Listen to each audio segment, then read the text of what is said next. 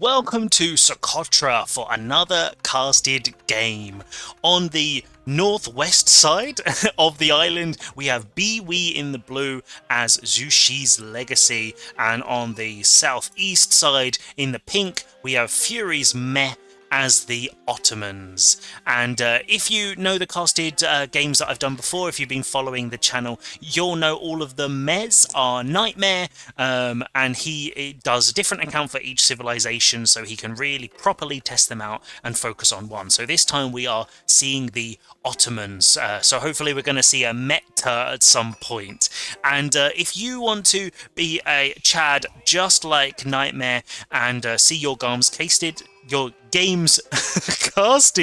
then you just need to send me a message. Yep, there we go. I remember the pun that I messed up last time. Then just check the link in the description and you can put all your details in there, and then I'll be able to do that. Whether it's gold, platinum or conqueror, it doesn't matter, just anything fun and exciting. Let's take a little look at the scouting then. So this map is really small. Biwi's gone for 2 scouts, which I'm not sure on this map is the best idea, because I think sheep are fairly limited, but he is going to get vision on this tiny little spit of land very quickly. If we check out Nightmare's side, he's actually doing really well for sheep. He's scooting right around the outside and managed to pick up probably the majority actually. So we got 3 on this scout, and if we switch over, we got 3 there and we've got 7. If we check out Nightmare's scout, he actually has 9. So basically he's 1 shy with 1 less scout. So that's actually going to work well for him, because he's also gone for the early military school. So these guys in the recent patch, or one of the recent patches, got a slight buff to their production speed, so this Dark Age Spear is going to pop out just that little bit faster. If we have a think about this matchup then, it's really interesting because the Ottomans take a little while to get set up. They want to build blacksmiths, they want to build their military schools, and then the Zhuge's legacy actually can hit you really hard really fast, because they have the imperial officials, these guys with the all-seeing eye of Osiris there, that can supervise, so they can pump out Zhuge Nu or spears or palace guards or whatever they want to do really quickly. So you've got to be really careful that as soon as an archery range pops down, those Zhuge Nu flood out of there like absolute madmen. But once the Ottomans get set up, because they get their free units, they can then pump out a huge amount. So it's going to be really interesting to see how both of these guys play it.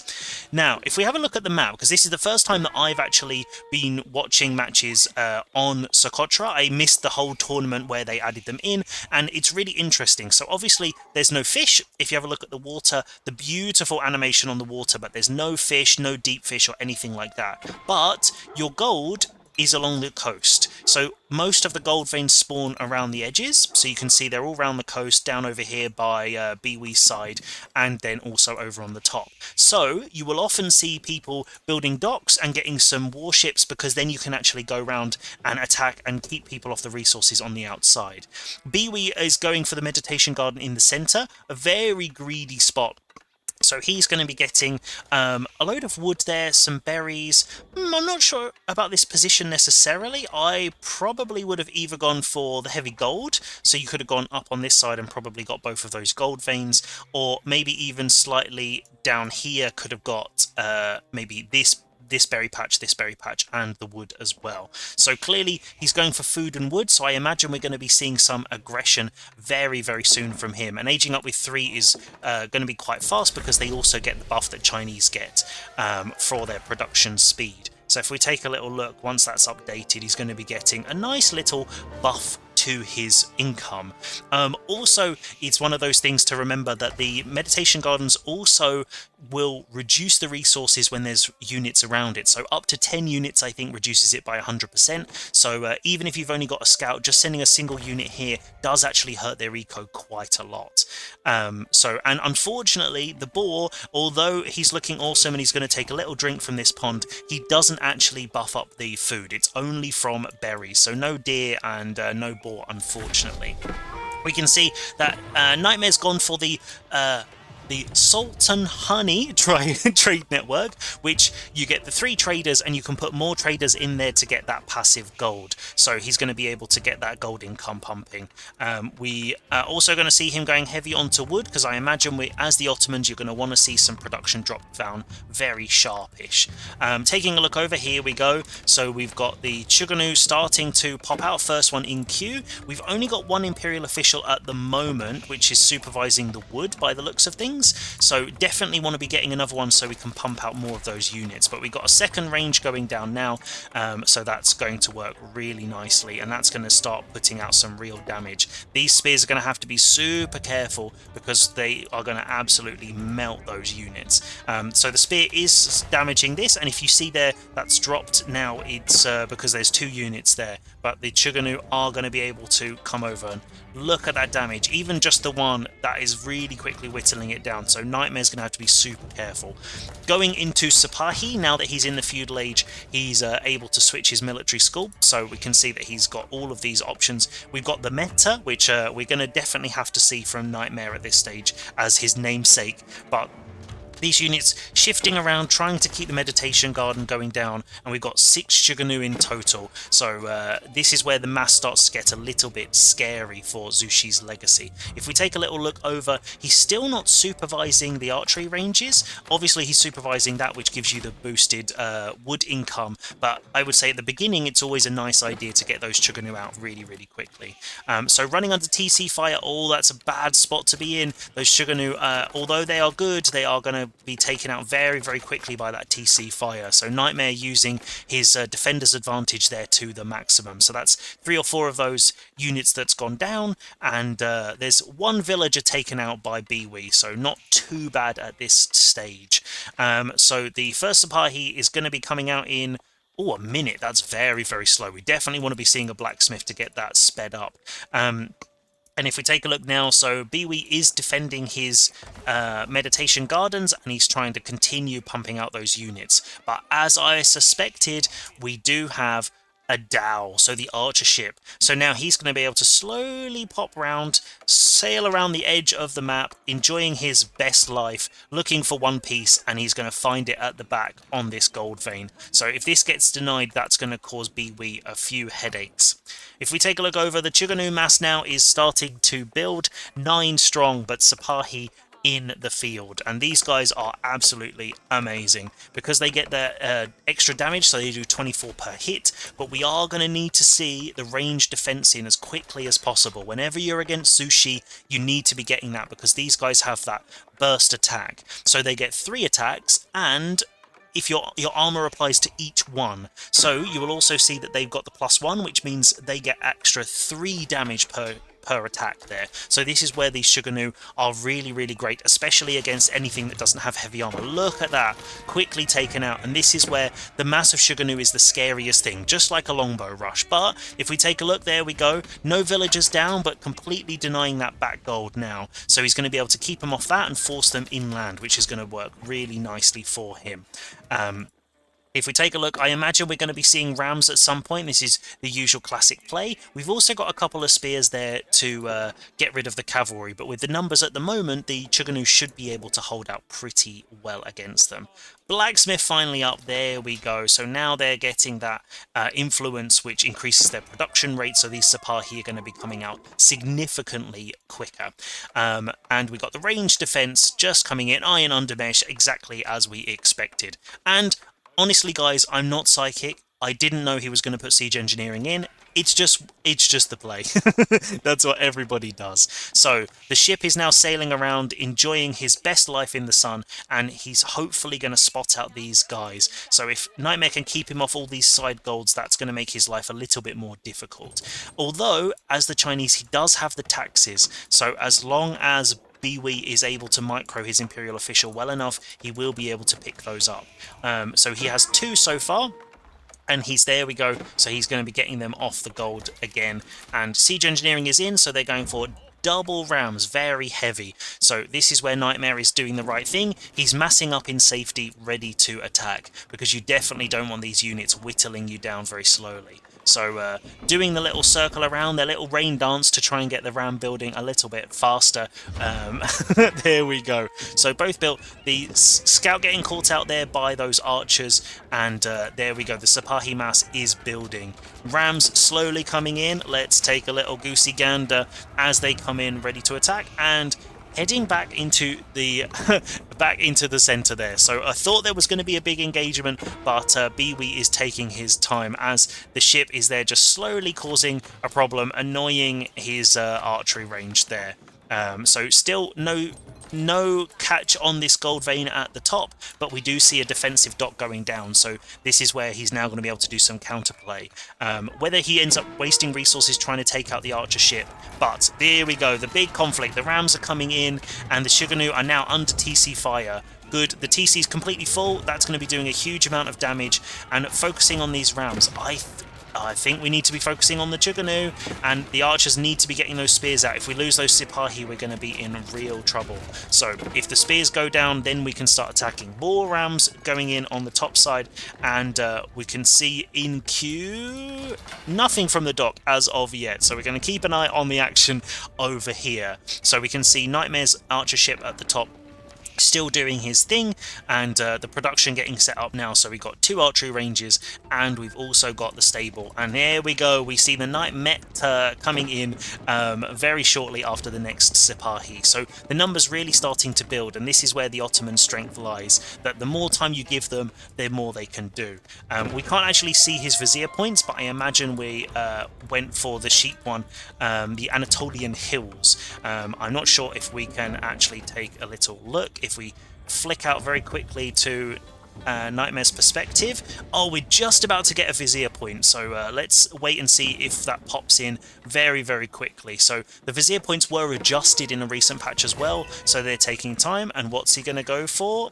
Anatolian Hills. There we go. So that's one, and oh, that was his first one, so this is going to be his second vizier point. And what is he going to go for? So I imagine maybe the meta drums, or possibly the Imam for healing. That could work potentially well if the Zhuge Nu don't snipe them. So we'll have to wait and see what he goes for. Or if he even uses it, maybe he's going to give his opponent an advantage. There we go. So we've got the additional meta there, and increasing the movement speed of units. So that's going to mean his Sipahi are going to be able to charge around like no one's business. But he definitely needs to be getting a house down, because he is housed. And there we go. We can see more units popping out. So those sheep are going to keep him safe in his base, but this is where he's going to need to be really careful, because he's going to run out of food before long if he doesn't take out this mass around the meditation gardens. They are getting the ball there. They've got 3 rams in queue, but it looks like Nightmeh has snuck out onto some of these deer, so he is going to be okay for another day. We can see there is an archer ship, but that's quickly taken out by the TC there, and the Sipahi are going for a raid. Let's follow these guys as they get into the action. So there we go. Are they going to see those berry villagers? Where are they going to hit? The gold vein. Okay, nice. So they're all running to defense, and at the same time, Biwi is attacking the base. Are the villagers going to get caught out by the Zhuge Nu? Let's wait and see. That's 1, 2 down. They're doing a huge amount of damage. Come on, Nightmeh. Are you going to see it? Oh, okay, there we go. He's noticed, and they're coming in. They're going for the landmark. I'm not sure that's the right target in this case. You definitely want to be going for the houses, because then you can't get any more units out, and that's where then you can take advantage of your Zhuge Nu numbers. So the archers with the meta are doing a huge amount of damage there to these Zhuge Nu, and the numbers are starting to whittle down, but it's going to be archer on archer. Who's going to be able to pull it off? Let's have a look and see. There we go. The TC full of villagers now, slowly taking them down, and this is a really bad spot for Biwi to be fighting in. He definitely doesn't want to be fighting under that. The meta there banging his drum away, keeping these guys working like crazy. More Sipahi coming in, and the Zhuge Nu have been taken down. The Sultan Hani network is being taken out, but the villagers will be able to get rid of those rams very, very quickly. And the Sipahi running around the top, are they going to get a raid on? Or they're just sneaking around, distracting the Zhuge Nu. So the landmark is down, being healed up now by Nightmeh, as the rams are left exposed to the Sipahi there. Archers popping over to try and end the Zhuge Nu, and those numbers have completely gone. Even those spears are getting taken out by the Sipahi at this stage. So now Pee-wee Bee-wee has lost his military advantage now. 25 units for Nightmeh, and this is now going to be a bad spot. Rams are taken out, and now it's all going to be on the push into Zhuge's base. So we can see the Mehter there building up the formation, giving them that additional attack speed, and the landmark is just being slowly repaired at this stage, nothing too major, and we got the traders there sitting because there are no markets on this map either. So now the Zhuge Nu, look how quickly he was able to remass with that supervision. That's absolutely insane. The Sipahi doing a really good job of attacking there. Archers slowly whittling down those numbers, keeping the Sipahi off the spears, and the Zhuge Nu are trying their best, but they just don't have the numbers to fight this many units, and they need to get that mass. That's where they really excel, because they can one-shot all of those cavalry units. The spears, there we go, pulling away, so they missed the brace. Really nicely done. That was super smooth. So when they brace, if you pull away, they release the brace and you can attack, and it doesn't stop one of your horses and immobilize them for a second. So really nicely done there from Nightmeh. All of those units on the meditation gardens also going to be knocking out the eco there for Bee-wee, and we can see now that they're going in for the kill again. Sipahi charging into the Zhuge Nu, and those numbers are whittling down. Look at those Sipahi with that extra reach. They really do pack an extra punch, and Bee-wee calls it. What an absolutely mad game. Short and sweet, just how we like to see it, and with some great action on Socotra. And here we are just before GG was called to take a final look at the state of play and what both of these players did well and what they could adjust, or what I think they could from what we've seen. So let's zoom out, bring up the interface and give it a cheeky pause so we don't run out of time. So this battle, this game, all came down to positioning. It's because Bee-wee had the military advantage. He had all of those units. So one thing I would say is if he'd supervised that archery range at the beginning just to pump out those early units, he could have actually put on a lot of extra pressure, but he did have the units and he was building rams. I would say poking in and getting off this wood line and staying out of the TC range. And why I say positioning is because Bee-wee took a lot of fights under the TC fire. So he took one big one here trying to ram down the stables. He also took the big one here and then put his Zhuge Nu in the wood line. So basically Nightmeh was able to do a fantastic job of putting 15 villagers in the TC, and then they were just absolutely hammering all of these guys. And because he had the level 1 ranged upgrade, that was doing an extra 1 damage for every villager in there as well, so that's an extra 15. So if you think, looking at the Zhuge Nu's health, that's a huge amount of extra bonus damage, so that's how the numbers were whittled down. So looking at this, one thing he definitely wanted to do was be circling around the base, so he could have positioned on this side to keep Nightmeh off the wood line, but when he did the big push, the first push, I would say where you want to be fighting is here. Because if we look at the TC, it actually doesn't cover the blacksmith and it doesn't cover this archery range. So if the Zhuge Nu were here and they were ramming down this blacksmith, the blacksmith also would reduce the production speed for all of these buildings, so it's quite a big loss.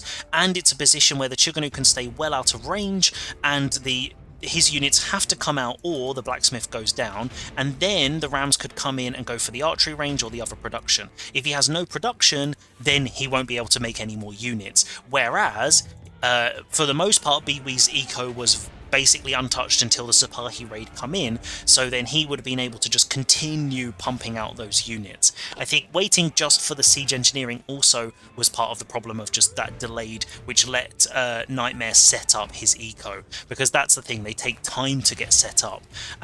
And also because he got that second vizier point with the Mehter, he was able to use those to get extra bonus from those units. I do kind of like that Nightmeh went for the Salt and Honey's trade network. It was getting, I think at maximum it was getting like between 50 and 70 gold a minute. That really helped his eco, which meant he didn't have to rely too heavily on the gold at the back and could go really heavy on wood to get all the production and units, and also try and secure some food. Also, that's something that Bee-wee could have thought about as well, is once he's pinned in his base, there's no fish. So if he, for example, if we look at this map here, you've got berries, and deer here. So if all of his units are sat here, all of this food and basically everything on this side of the map is completely denied. And then up here, obviously he snuck out on those deer, but there's not much else on this top side that's available, and maybe even just a little wall across here would have actually just put a stop to that completely. So positioning of the army would have made a huge difference there. Nightmeh did a great job with his Sipahi, where he ran around the outside over here, and then he got a big raid off, and he got 8 villagers, I think 7 in one go with those guys. So that's a huge damage to the eco. But if you have a look, the overall oh no, that's 8 villagers down from Biwi, so actually he didn't even kill any villagers, but he was idling the eco and just doing some damage there. So this is where actually Biwi had the eco lead, he had the meditation gardens that was getting him in resources, and yet he lost too many units in that big fight there. But a really interesting fight, and actually quite an interesting map for some really heavy aggression, which we all love to see. So I hope you enjoyed this Socotra showdown. If you'd be interested in seeing more variety of these different types of maps, let me know, and make sure you put the details of your games in the description so I can cast them and you can be the next Chad to be casted. But have a great day whatever you're doing, and I look forward to sharing more amazing Age of Empires games with you.